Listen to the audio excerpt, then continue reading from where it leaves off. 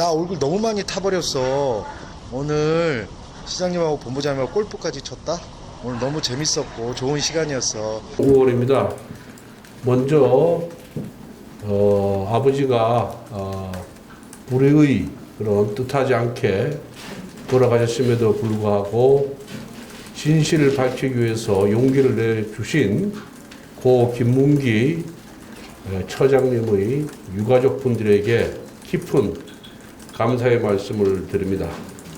오늘 기자회견 내용은 과연 이재명 후보가 고 김문기 씨를 정말 몰랐느냐 라는 부분에 대해서 각종 사진, 동영상 등을 통해서 이재명 후보가 거짓말을 하고 있다는 것을 보여드리고, 또 유가족이 이재명 후보에 대해서 느끼고 있는 그 심정에 대해서 여러분들에게 말씀드리고자 오늘 기자회견을 열었습니다. 제 옆에는 이 김문기 씨 유가족과 친밀한 관계를 맺으면서 오늘 기자회견을 이끌어낸 우리 홍지만 전 의원도 함께 한다는 말씀을 드립니다.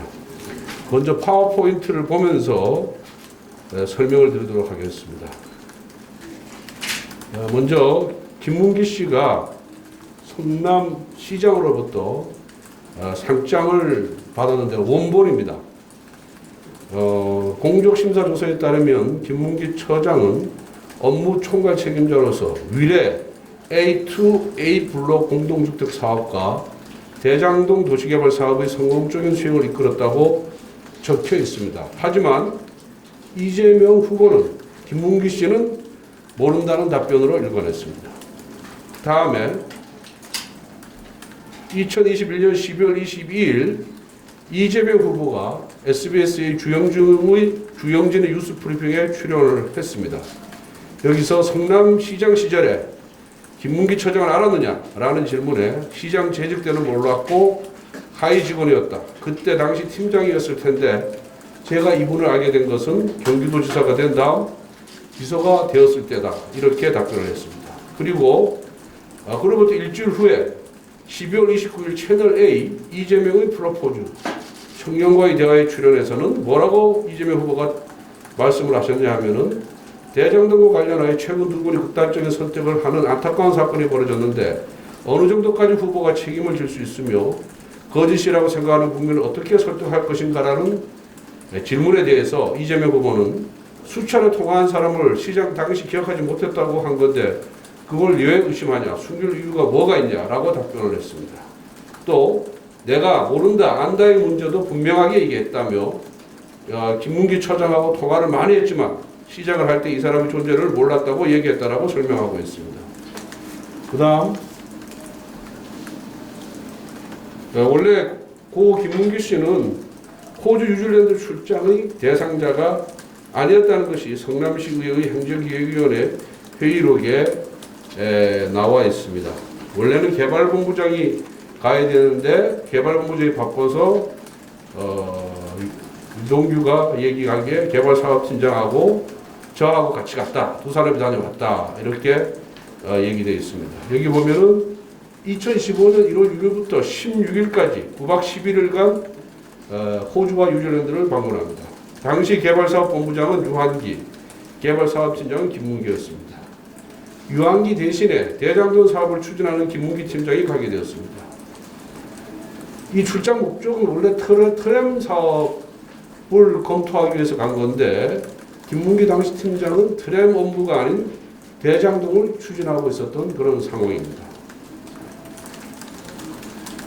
이재명 후보는 호주 출장에서 저는 기억에 남아있지 않는 사람이라, 즉 김문기 팀장에 대해서 기억이 없다라고 했는데 이 사진을 한번 보시면은 2015년 1월 7일 뉴질랜드 오클랜드 스카이타워 전망대 식사 사진입니다. 고 김문기 씨가 촬영을 했는데 이재명 지사 앞에서 식사를 하고 있습니다. 이분이 파란 셔츠를 입고 있는 분이 고 김문기 팀장이고 바로 마주 앞에 바로 마주 앉아서 이재명 후보와 식사를 했습니다. 그럼에도 불구하고 이재명 후보는 모른다라고 하고 있습니다. 다시 같은 날 뉴질랜드 오클랜드 알버트 공원에서 그 다음 사진 보여주세요. 이재명 후보와 김문기 씨가 손을 잡고 아주 친밀하게 사진을 찍고 있는 겁니다. 옷이 앞에 나온 사진하고 이 옷이 옆에 있는 사진 보면은 같은 옷인지 알 수 있죠. 그래서 이재명 후보라고 확인할 수가 있습니다. 그 다음 사진 2015년 1월 15일 호주 시드니 카툰바 블루 마운틴을 방문하면서 서로 웃으면서 말하는 사진이 찍혀 있습니다. 여기 자주색 옷을 입고 있는 분이 김문기 팀장입니다. 노란색인가? 노란색. 겨자색이죠, 겨자색. 예, 겨자색 옷을 입고 있는 분이 김문기 팀장인데요. 이 사진에 대해서는 저희들이 기자회견 끝난 후에 다 파일로 드리도록 그렇게 하겠습니다. 그 다음에 이재명 후보가 이 출장 당시에 골프를 쳤는지에 대해서는 명시적인 발언을 한 사실이었습니다. 쳤다 안 쳤다 발언하지 않았지만 사진이 조작됐다는 공격을 합니다. 역시 12월 29일 채널A 이재명의 프로포즈라는 토크 콘서트였습니다. 여기 보면 이재명 후보가 뭐라 얘기했냐면은 국민의힘에서 4명이 마치 골프를 친 것처럼 사진을 공개했는데 확인해 보니까 우리 일행 단체 사진 중에 일부를 떼어내서 보여준 것이다. 조작한 것이다.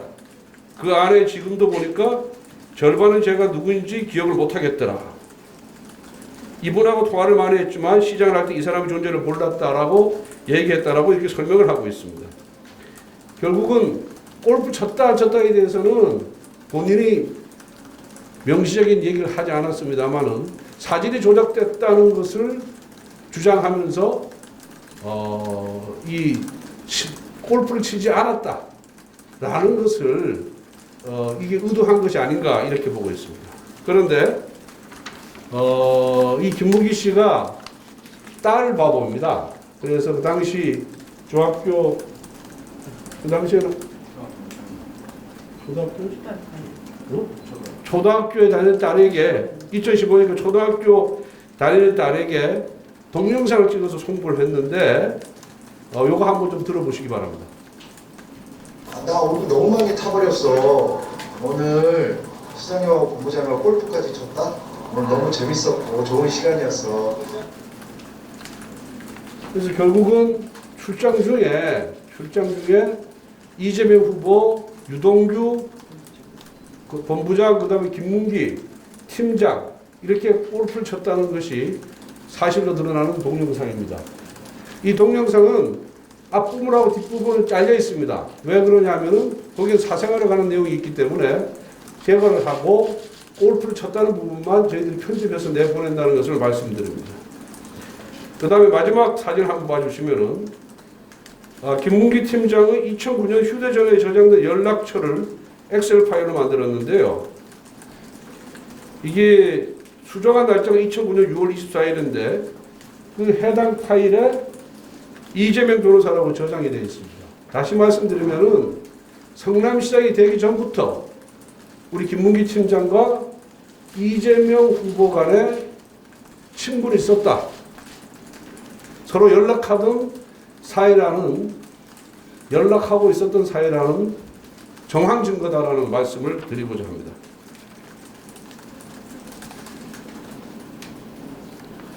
그래서 결국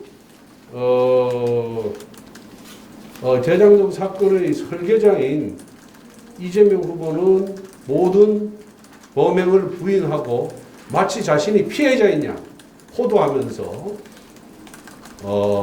정말 선거 유세에 임하는 모습을 보면서 정말로 이러한 상황이 과연 민주국가에서 가능한 일인가, 상식에 부합하는 일인가 라는 그런 의문이 들고요. 그러함에도 불구하고 이재명 후보는 그렇게 활보를 하지만은 그 이재명 후보의 명을 받아서 실무 작업을 했던 우리 고 김문기 팀장님은 이 세상 사람이 아닌 저 세상 사람이 됐습니다. 이러한 진실이 하루빨리 밝혀지기를 바라는 마음에서 오늘 기자회견을 열었습니다. 다음에 우리 고 김문기 씨 장남이자 아들 장남이 본인의 심정을 여러분들에게 밝히고자 합니다. 다시 한번 부탁의 말씀을 드리겠습니다. 청년입니다. 그리고 앞으로 살아갈 날이 많은 청년입니다. 여러분들 신원은 얼굴이 알리지 않도록 모자이크 처리를 해주거나 가려주시기를 정말 부탁드리겠습니다. 그리고 우리 김문기 씨 아들은 유명인이 아닙니다. 정치인이 아니기 때문에 당연히 초상권을 보호받아야 됩니다. 그래서 우리 김문기 씨 아들의 그런 입장을 듣는 순서를 갖도록 하겠습니다. 그리고 그때 김문기 씨가 9박 11일간 호주, 뉴질랜드 출장을 다녀와서 이렇게 본인이 원래 사진 찍는 게 취미고 편집하는데 탁월한 그런 재주를 갖고 계신 분입니다. 그래서 다 찍어서 이렇게 편집을 해놓은 이게 동영상 원본입니다. 이 안에 그 9박 11일간의 그 출장 대상자들이 사진이 다 담겨 있습니다.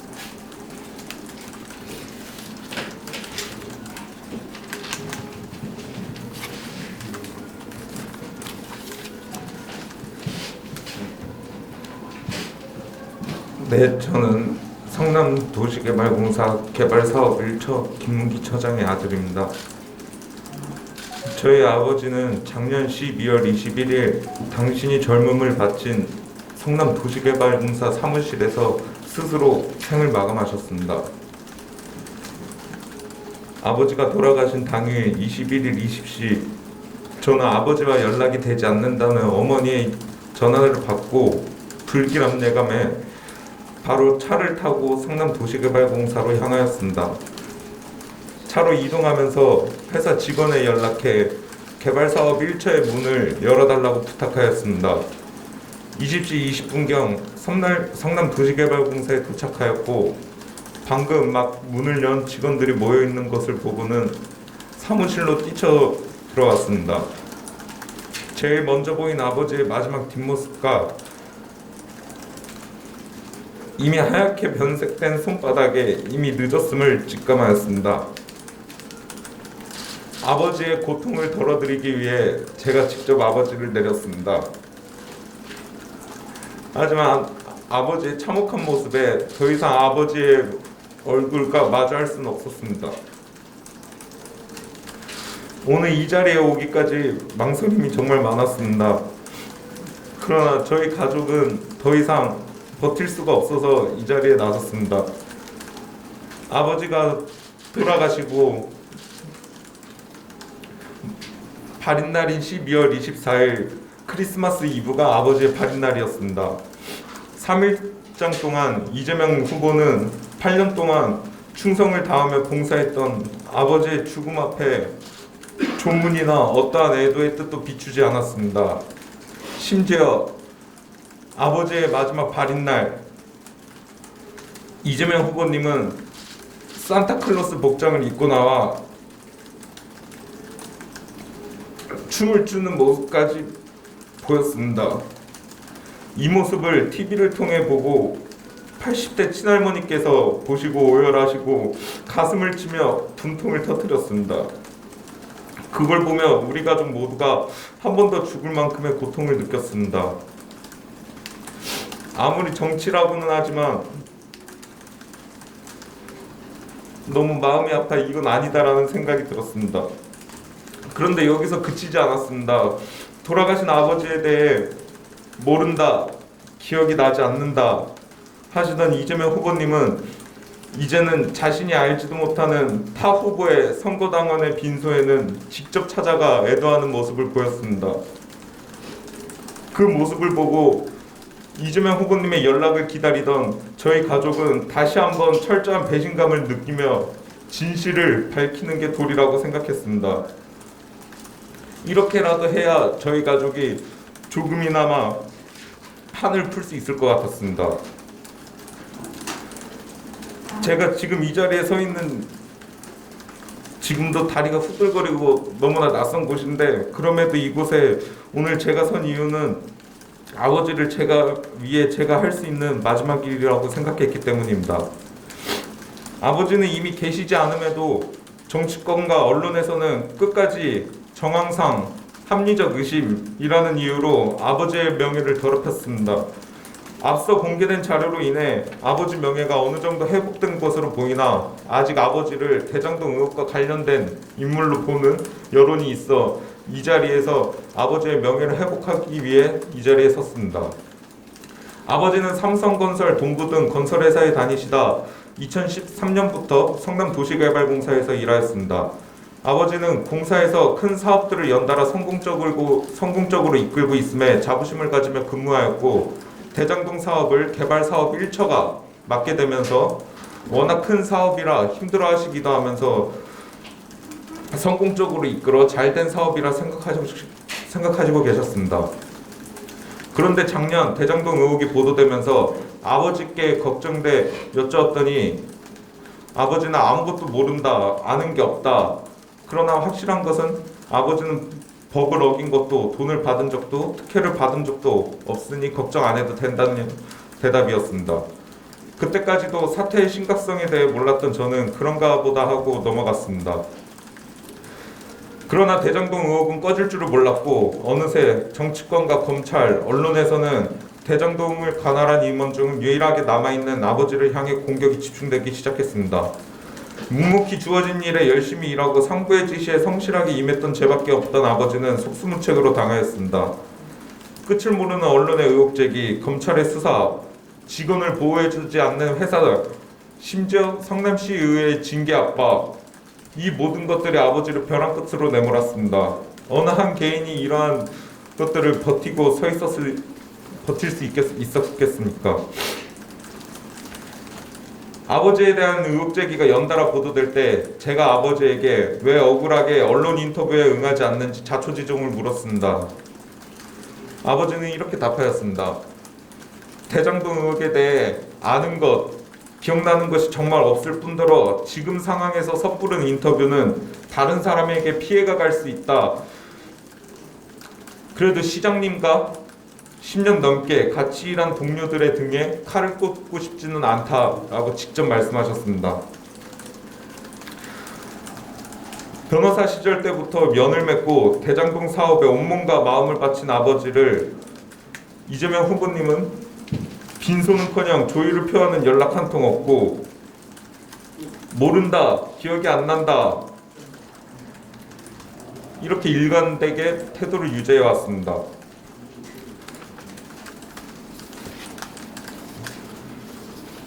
저는 온 국민이 궁금해하는 대장동 게이트의 윗선이 누구인지 전혀 알지 못합니다. 아버지도 마찬가지였을 겁니다.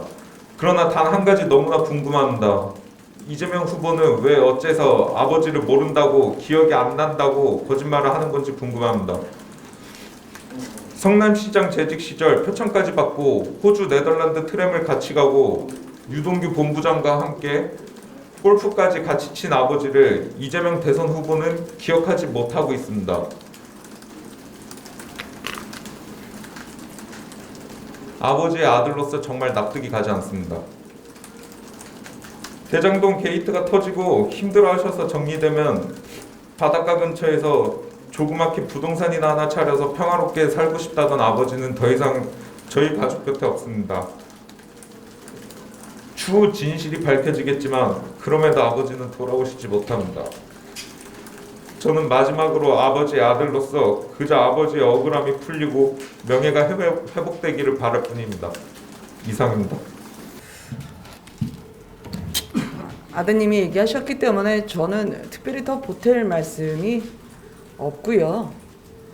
제가 처음에 김문기 처장님 돌아가셨을 때 빈소에 찾아뵀었는데 그때는 유족분들과 말씀을 나누기가 어려웠습니다.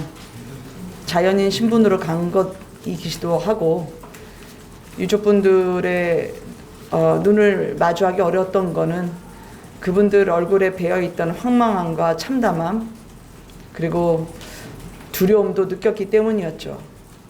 오늘 정치와 전혀 관계가 없고 또 정치라는 곳과 전혀 마주하지 않을 것이라 생각했던 아드님이 이 자리까지 나올 때에는 굉장히 많은 고민이 있었을 거라 생각합니다.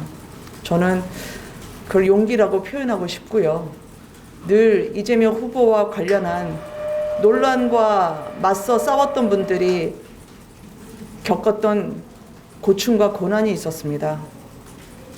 그거를 이제 같이 정직하지 못한 지도자, 그리고 지난 오랜 세월을 함께했던 동반자를 불리하다고 해서 등을 보이며 도망가는 후보에 대해서 유족들이 갖고 있는 그런 아픈 마음, 저희가 같이 손잡고 이겨낼 수 있도록 돕도록 하겠습니다. 아마 지금 저희가 이따가 전해드릴 파워포인트 맨 마지막 장에 연도가 2009년일 거죠. 2009년입니다. 그 당시에는 이재명 변호사였죠. 이재명 변호사의 휴대폰이 고인의 폰 안에 그 번호가 저장이 돼 있었습니다. 휴대폰을 늘 갱신하게 되잖아요. 교체하게 될 때마다 이재명 변호사의 번호는 빠짐없이 고인의 폰 안에 살아 있었죠. 대장동 비리의 몸통이 아니라고 몸부림치실수록 저는 이재명 후보가 수렁에서 헤어나오시지 못할 거라 생각합니다. 왜냐하면 고인이 알고 계시고 유족들이 기억하고 계시기 때문입니다. 감사합니다. 어제 기자회견이 예고된 이후에 이 민주당 관계자들이 우리 후보 가족들에게 많은 전화를 했답니다. 차장님, 고인 가족. 예, 고인 가족들에게, 우리 유가족들에게 그렇게 했는데 민주당에게 경고합니다. 용기를 내서 진실을 밝힌 유가족들에 대해서 정신적인 압박, 언어적인 폭력을 행사할 경우에는 보복 범죄로 저희들이 강력하게 대처하겠습니다. 민주당 관계자들은 꿈에도 이 유가족들의 마음을 어루만져 줄 생각을 해야지 이분들을 회유하거나 협박하거나 압박을 통해서 자신들에게 유리한 결과를 도출하지 말기를 다시 한번 강력하게 경고합니다. 혹시 질문 있으면 답변을 받도록 하겠습니다. 질문을 받도록 하겠습니다. 예. 어제 민주당 관계자에서 연락이 왔다고 하는데 어떤 분이 그렇게 연락을 받고 연락의 내용은 어떤 내용이에요? 그 부분에 대해서는 뭐 가족들이 누구라고 밝히기는 원치는 않는 것 같습니다. 예. 뭐라고 얘기했습니까? 아니 뭐 기자회견을 할 예정이냐, 그리고 우리하고 한번 좀 만나자, 대화를 하자, 뭐 이런 취지의 대화했던 걸로 이렇게 전해드렸습니다.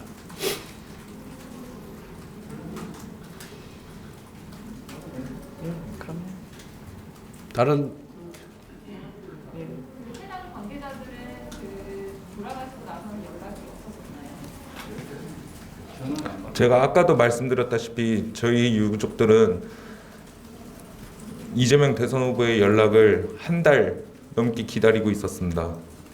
이제 한 달이 지나고 나서 작은 아버지께서 민주당에선 어떠한 조의도 없었다라고 인터뷰를 한번 한 적이 있는데 그 이후로 그제서야 연락이 왔고 다시 연락을 주겠다는 말을 하고는 더 이상 연락이 없었습니다. 그러한 행동들이 저희 유족들을 이 자리에 있게끔 만들었습니다. 이게 민주당한테 연락이 왔었다는 거죠? 예, 민주당 관계자에 2009년도 아버지 핸드폰을 쓰다가 안 쓰는 핸드폰이 좀 저장돼 있는. 이재명 후보 마지막 전화.